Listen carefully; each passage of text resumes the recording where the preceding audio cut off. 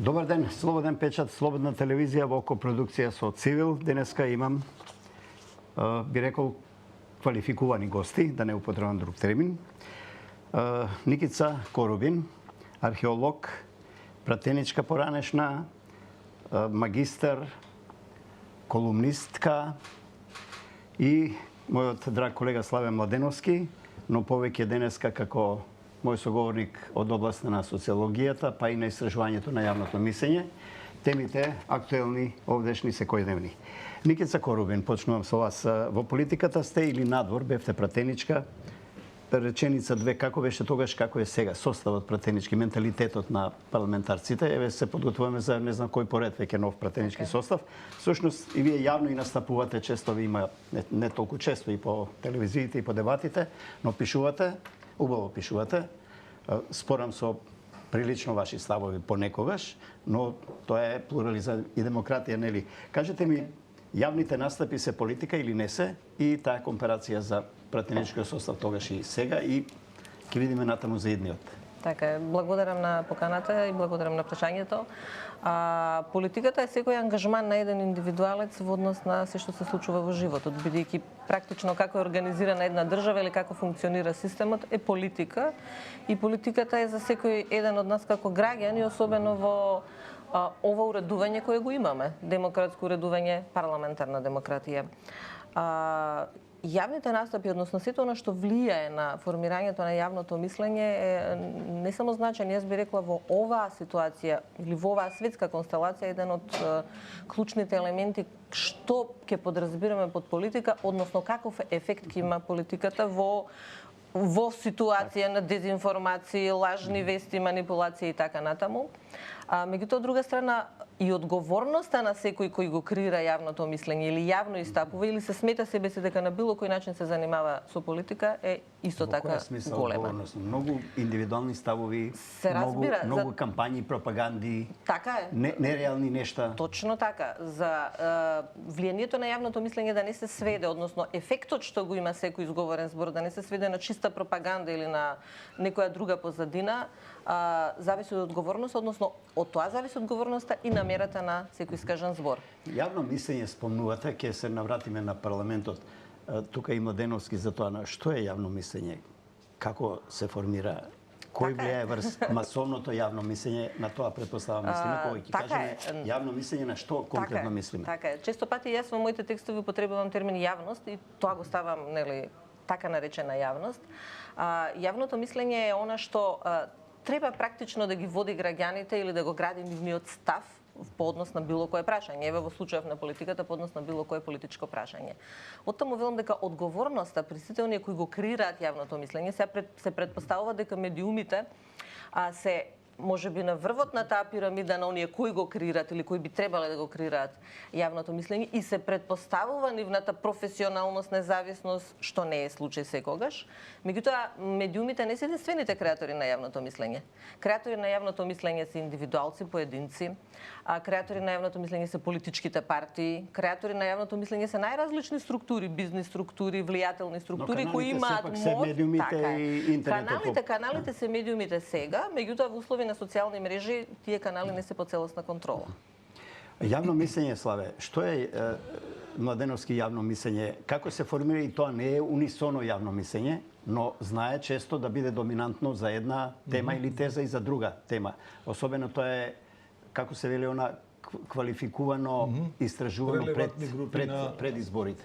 Благодарам за поканата и благодарам на господја Никица Корубин што заедно учествуваме во оваа дебата. Се надевам дека ќе бидеме и добар пример за јавното мислење и за јавноста. Да, само да не трошиме секунди на темата. Јавното мислење јас ќе го поделам овде на две категории. Првата ќе бидат релевантна јавност или јавно мислење како население. По книга или по теорија, вкупната популациона маса можеме да ја броиме како јавност или како сите граѓани. А сегментот што го одбираме како примерот може да биде одредена релевантна група. Јавно мислење се пензионерите, јавно мислење се средношколците. Сите тие луѓе или таа група што ја одбираме по истражувањето за да ја прашаме за одредено мислење, ни треба како јавност за одредено прашање. Ова што го говориме во почетокот, сушто да се согласувам дека личностите или одредени групи може да го креираат јавното мислење. Значи, се согласувам целосно со вашата констатација дека медиумите, под нив ќе подразбираме оние традиционални и овие современи, па и овие дигитални електронски. Меѓутоа, во социологијата имате јавно мислење кое што речиси и не го забележуваме, а јас ќе ве подсетам на една емисија "Слушајте радио", односно станува збор од пријателите. Има една категорија на луѓе кога кажуваат, и сега Фејсбукот би го земел како претходница, односно како продолжение на таа јавност. Она што не можевме да го кажеме порано на многу луѓе меѓу себе како пријатели, сега го правиме на Фејсбук. Сега Фејсбук доби регулација, па не може се да се зборува, инаку до пред 10 години Фејсбукот беше она што го збореа пријателите или она што го зборува соседите. Сега се покажува дека сите овие социјални мрежи имаат огромно влијание врз јавноста да се креираат политики кои што произлегуваат од мнозинството граѓани. Коробин, како држава, како општество, низ призмата еве на функционирањето и на собранието, нели таа е најдемократска институција во земјава, знаеме како работи, да не анализираме премногу. Ве прашав на почетокот, разликувате ли сега идеме на поквалитетна политичка култура или насадуваме во однос на функционирањето на собранието? Кој е вашиот впечаток од надвор? Така, значи може да зборуваме теоретски и практично. Теоретски собранието и во нашиот политички живот е највисоката власт, во поделба на три власти, законодавната власт.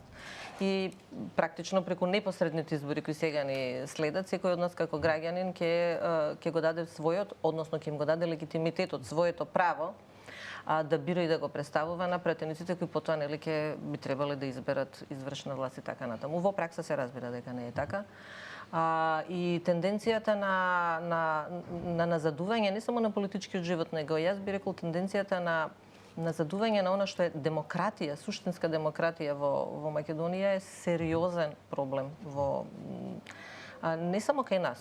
Регионално апсолутно имаме јасни експлицитни примери на автократско владење, меѓутоа јас често пати велам автократски манир на однесување на нашите политичари за мене е од каде доаѓа таа автократија? Штабовите на политичките партии имаат преголема контрола врз своето членство и во собранието. Политичките партии генерално имаат преголема контрола на целото општество и практично поведението на политичките партии ја суспендира суштината на една па и на законодавната власт, односно на самата поделба на власти ја суспендира, бидејќи во таа хиерархија вас не ви е битно позицијата во политичката партија што ја има секој поединец, е побитна од позицијата што тој ја има без разлика, можеби некој хиерархиски што е на повисоко место во политичката партија, а во реалната власт да е на пониско место, да не е да кажеме пратеник или да не е министер, да има реална поголема моќ што практично е суспензија на веројатно во кадровската политика во партиите.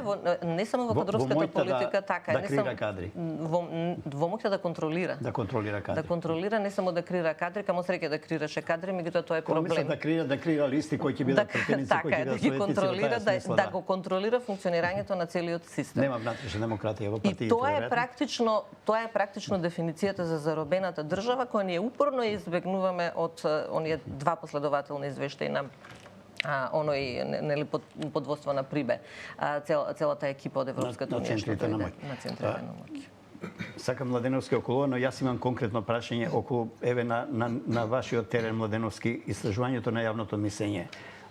Последните анкети, ова што гледаме и во презентација на нашите колеги новинари од студијата, велат македонската јавност е се поскептична кон евроинтеграција, да ја кажам. И вели на прашањето дали државата се движи во погрешен правец, мнозинството граѓани велат да.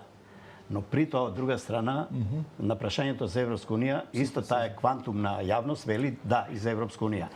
Манипулација е во прашањето, во истражувањето, во презентирањето, во што? Или нема манипулација? Ќе се обидам да одговорам на прашањето преку пример, за да може да биде јасно и за гледачите.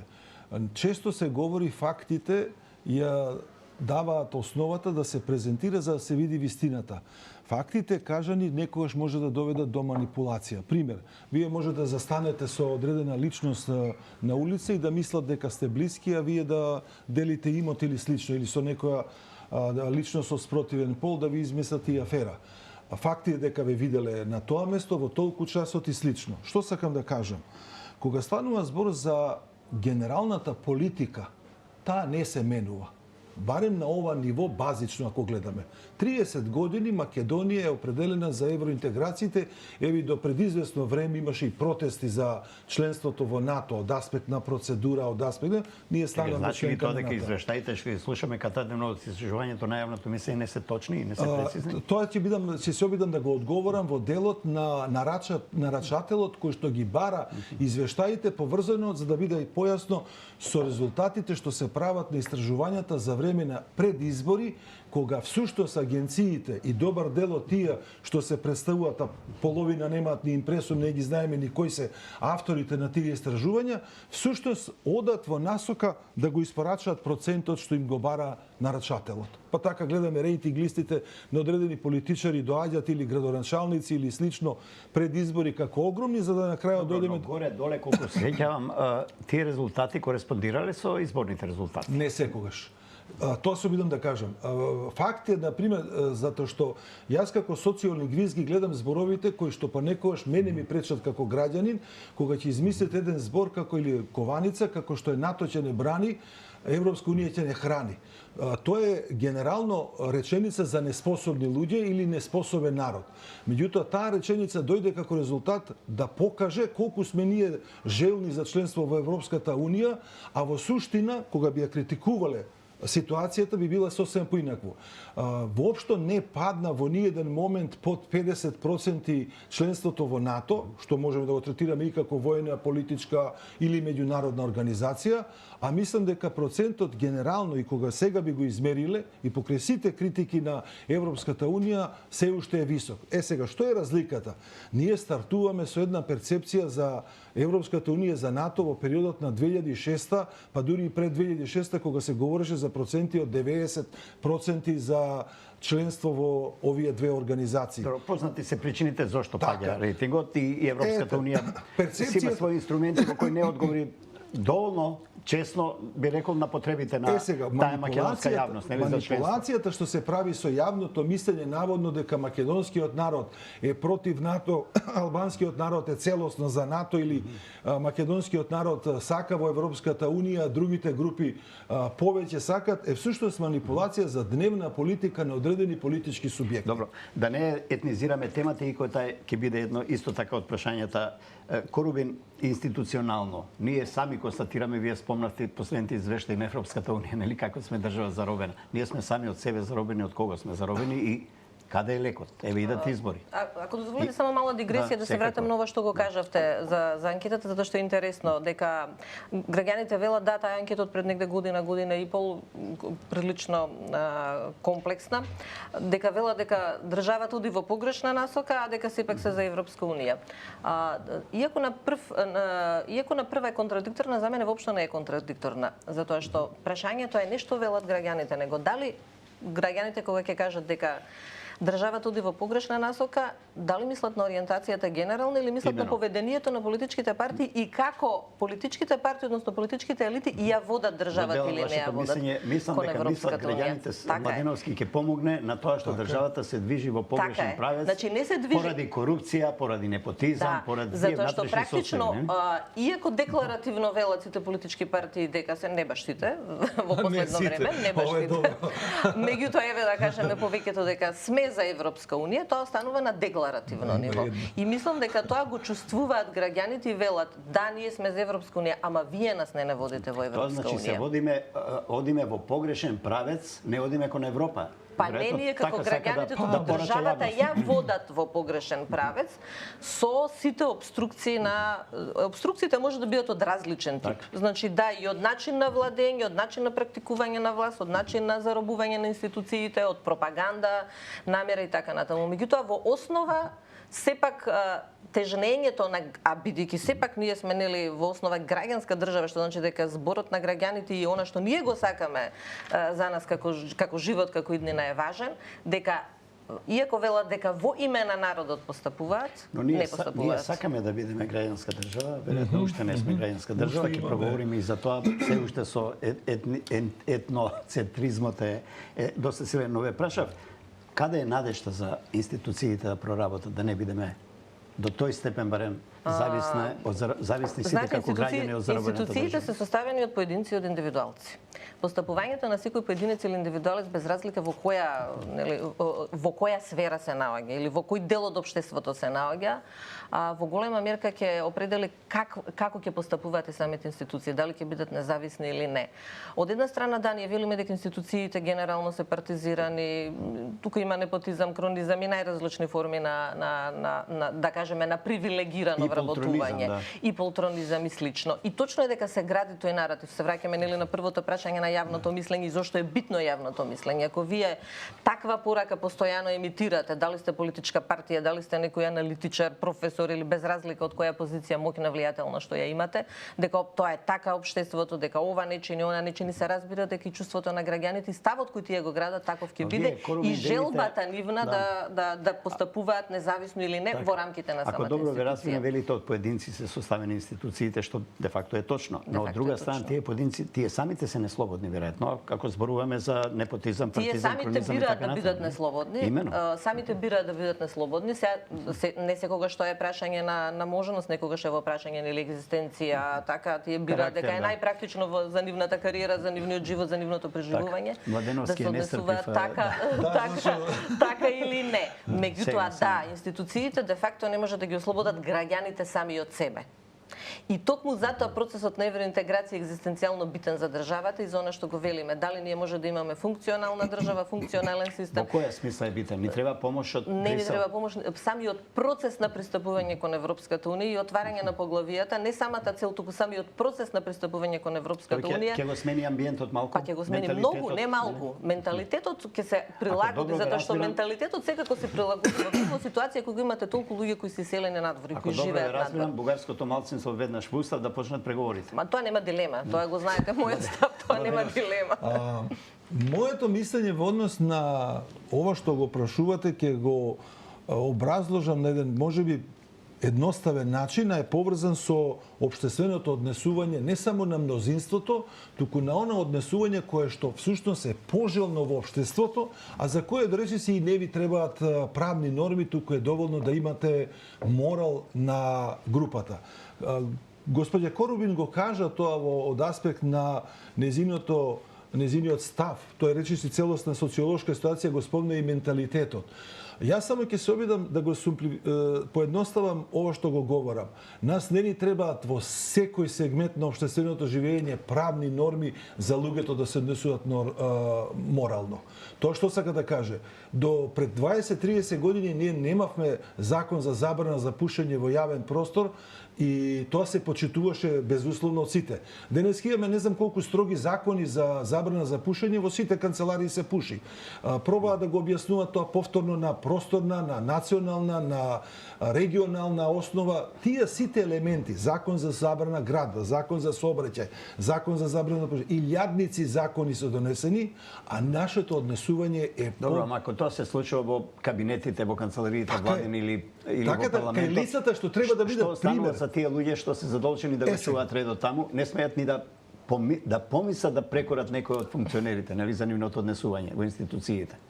Тоа е страв во општеството. Тоа е тој поданички менталитет кој што некој од луѓето не може да се вршат својата работа притиснати од притисокот е реален, обратно ќе го поставам. Не да се изборот на секој да реагира. Да, не да се спротивстват луѓето. Срамот треба да биде изразен. Значи овдека станува збор, јас како Славе Младеновски на местото министер не смеам да помислам да запалам цигара, затоа што е лошо, почувајте од жената што носи кафе или од обезбедувањето. Замислете, а кога тој персонал кои што се исто во службата го гледаат министерот, па зар очекувате тие да поминуваат на црвено? Добро, и сега моето прашање сака ви закориме пред избори сме. Се што да им порачаме на партиите? Каков ментален склоп да излезат пред јавноста? Како да ја ќарат јавноста за себе на таа европска, условно ќе речам, материјална, културолошка, еколошка, не знам, матрица. Дозволете, поентата ми е токму тоа. Или ќе биде само обвинувања за криминали, за непотизми, за Москва или за Вашингтон? Така, ова однесување и поединци што вака се однесуваат не се пример за предизбори.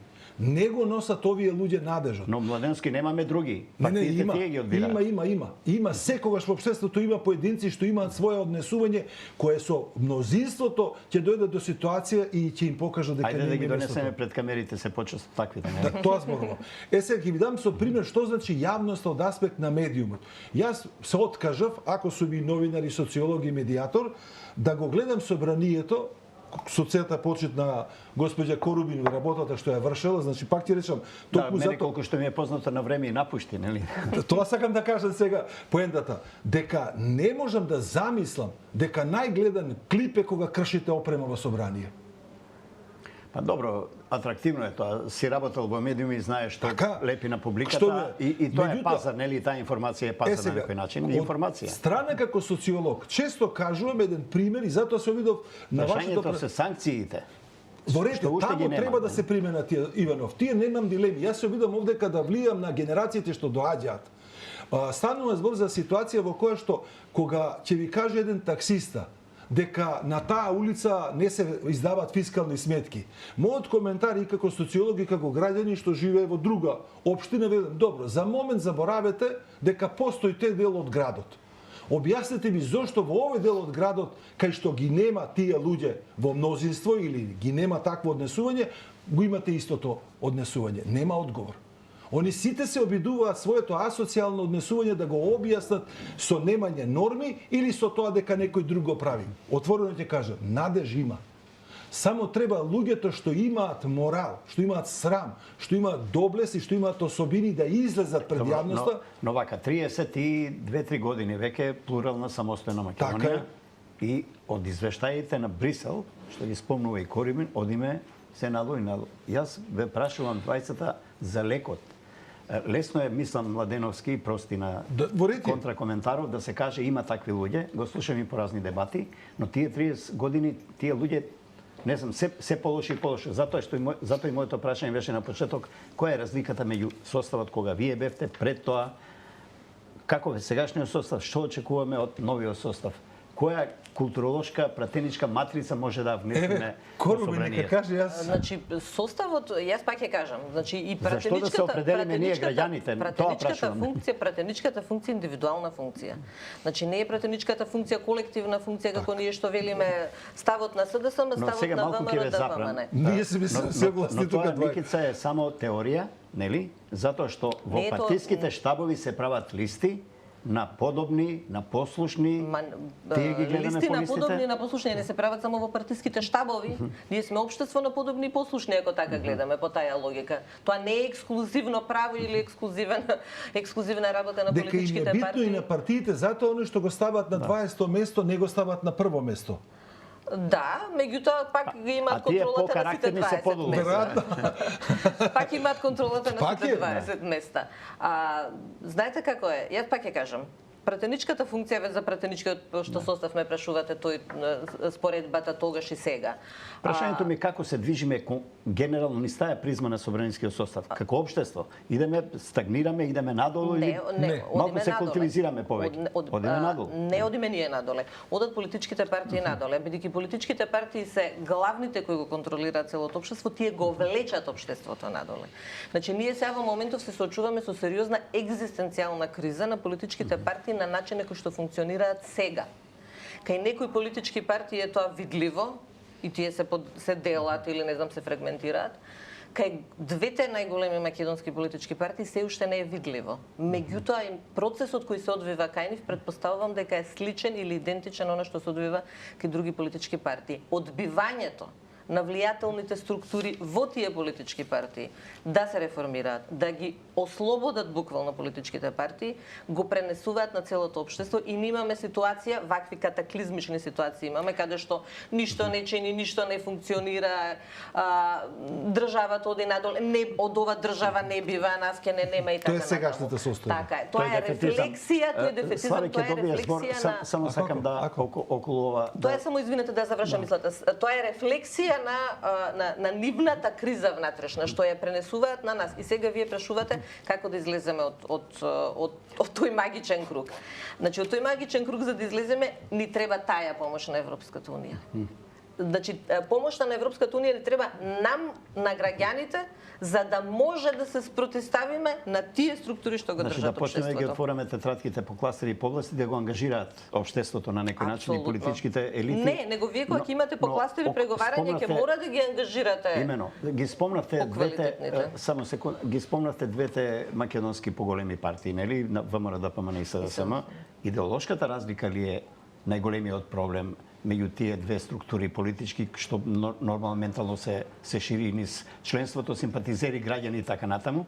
Тоа ли е најголемиот проблем, најголемиот јас, за да не можат политичките совие да се договорат да спасат малку повеќе државата? Ни една реформа не успе. Ни една. Тргни застани. Судска образовна. Значи, а тие реформи не се прават ни во еден мандат. Има ли шанса власт и опозиција некогаш да седнат да се договорат за некоја реформа, да искрукаат во 3-4 Она мандати? што е власт и опозиција е променлива работа, значи не секогаш она што е власт и опозиција, значи по тој автоматизам не може да одиме. А во однос на на идеолошкото прашање, следејќи ги јавните настапи на двете политички партии, еве најголеми да ги кажеме така условно, СДСМ и ВМРО ДПМН, има сериозно идеолошко мешање и преклопување. Значи имаме апсолутно нејасни ставови од страна на ВМРО ДПМН и апсолутно нејасни ставови од страна на СДСМ. Повеќе се популистички, дневно употребливи? Не само дневно популистички употребливи, тоа се веќе испразнети од суштина. Вие немањето на јасна идеја идеолошка, каква сакате кажете, е проблем за гласачите и неизлезноста на гласачите не е секогаш само поради разочараноста, неисполнувањето на некакви си не знам ветувања и така натаму. Е резултат на нејасната матрица, платформа на и недостатокот на идеологијата. идеја јасна и желба нешто да се направи, да се промени. Ке се обидам еден коментар да дам повеќе близок на Спенсер, односно еден вид биосоциологистички коментар, карактеристичен за природата.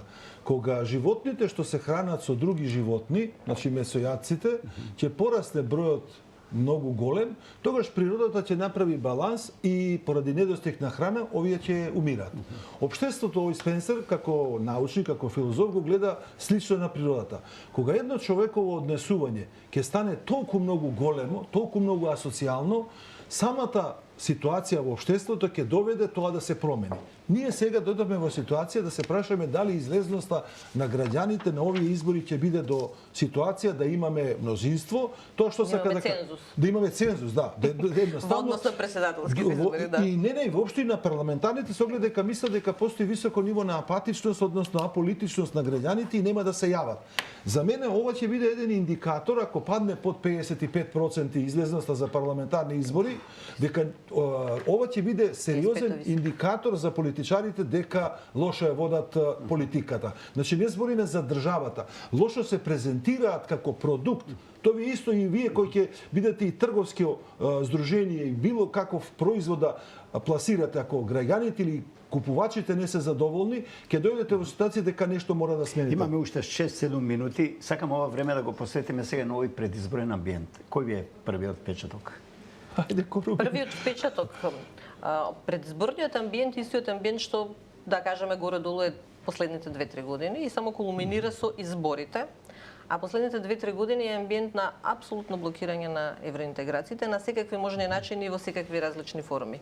Од една страна имаме јасно блокирање на евроинтеграциите од страна на ВМРО ДПМН и тие тоа не го ни кријат практично, иако тоа нели го пакуваат убаво во една малку, каде го детектирате и поради гледачите мотивот на оваа партија тоа да го прави?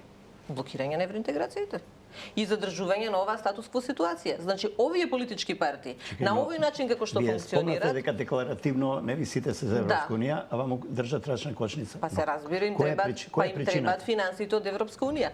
Значи, државата не може... Целата наша економија е ориентирана кон Европска унија, кон Соединените американски држави и така натаму, кон западниот свет. Не можам да разберам. Дали таму тие што ја креираат таквата политика, што ја држат сега рачната кочница, за да не почнат, нели, уставот промените. Рачната кочница држиме ние како држава. Рачната кочница не ја држи Европската унија. Рачната кочница во оваа фаза ја држиме ние, апсолутно. Не ме разбравте. Ја држи еден сегмент политички во државата. Не ја држи еден сегмент политички. Јас не сум на ставот дека држи само еден политички. Мислам дека една политичка партија е експлицитна во држењето на кочницата.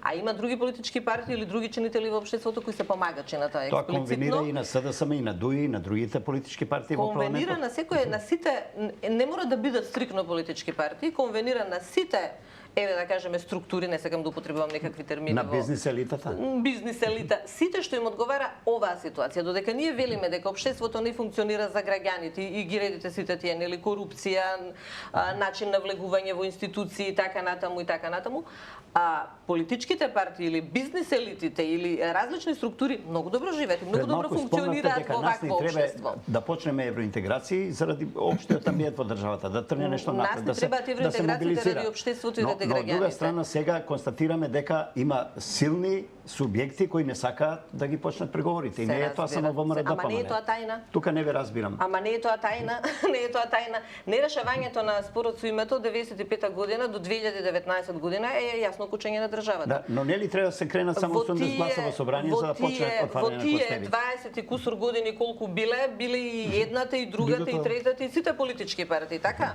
Сите знаеле дека обстанокот на државата и интегрирањето во сите меѓународни заедници опочнувајќи до Обединетите нации зависи од решавањето на името, Ако добро ве разбирам, оставете ги европските пари и ние не одиме натаму. Тоа ви е поентата. Не само, не мене ми е ми е поентата.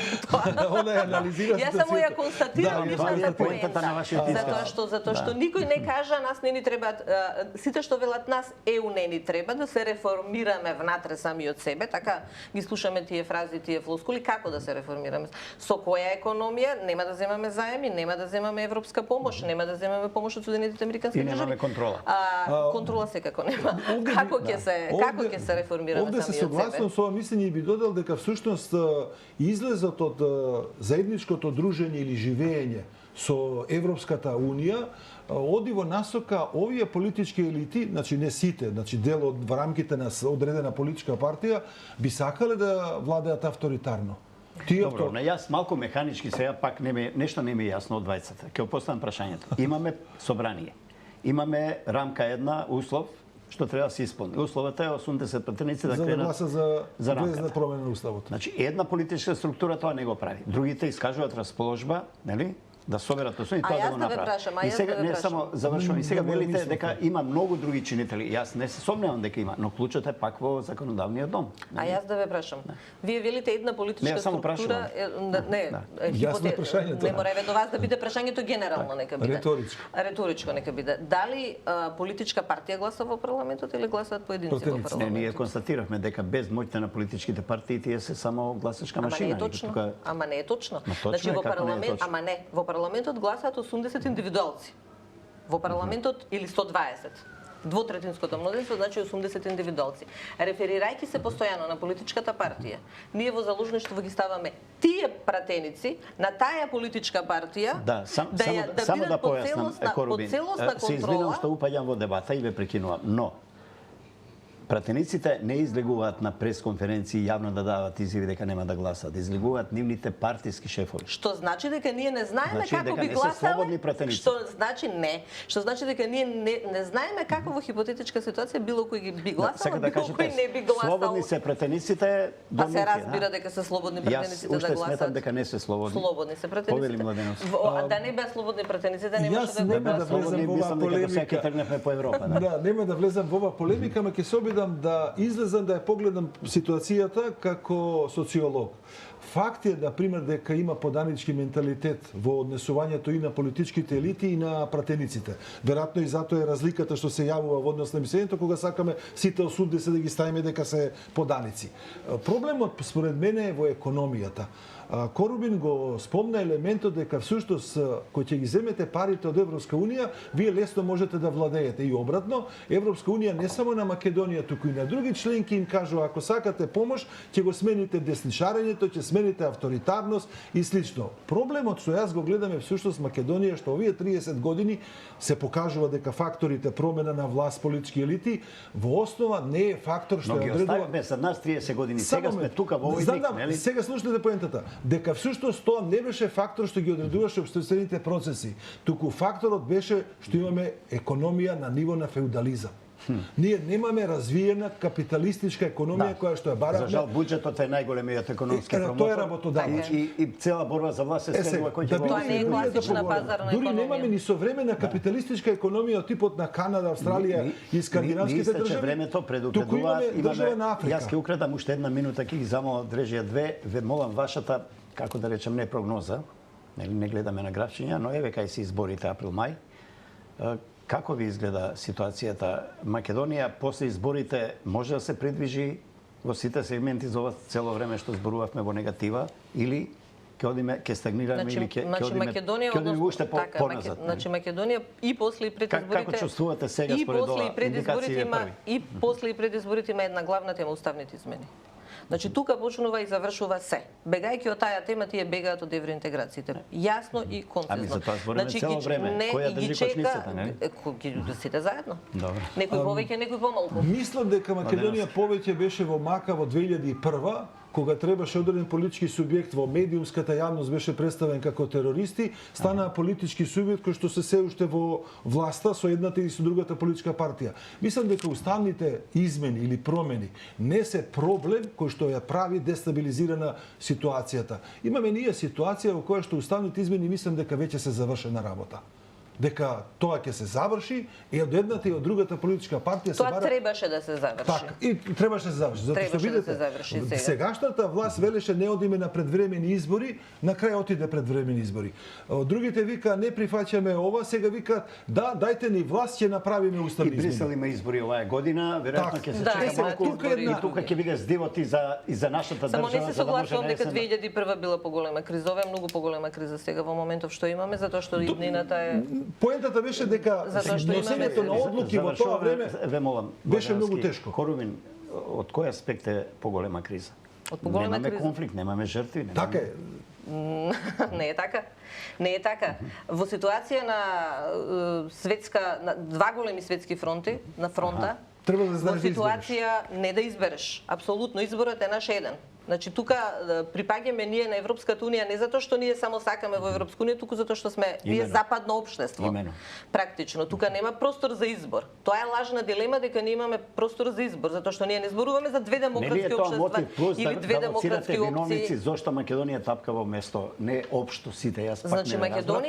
Македонија не сакате да посочите субјект кој во моментов можеби затоа што нема виновник еден внатре без помош од надвор. Ние во моментов сме изложени на сериозни влијанија од надвор и регионални и глобални, се разбира. Па вие гледате што се случува во Хрватска, членка на Европска унија, гледате каков упат имате во нивниот уставен поредок. Јас претпоставувам дека тоа ги чека сите држави кои имаат избори оваа година, вклучително и нас. Еве и во источниот сосед исто нешто околу Младеновски, сакавте збор. Само една реченица ви кажал дека ние можеме да гледаме општествената реалност низ наша призма. Меѓутоа на избори граѓаните си имаат своји мотиви зошто би гласале за една и за друга политичка партија. Сите политички субјекти што излегуваат по закон, дури и Хитлер кога победи 33-та, ја го зимам често тоа за пример, победи на демократски избори.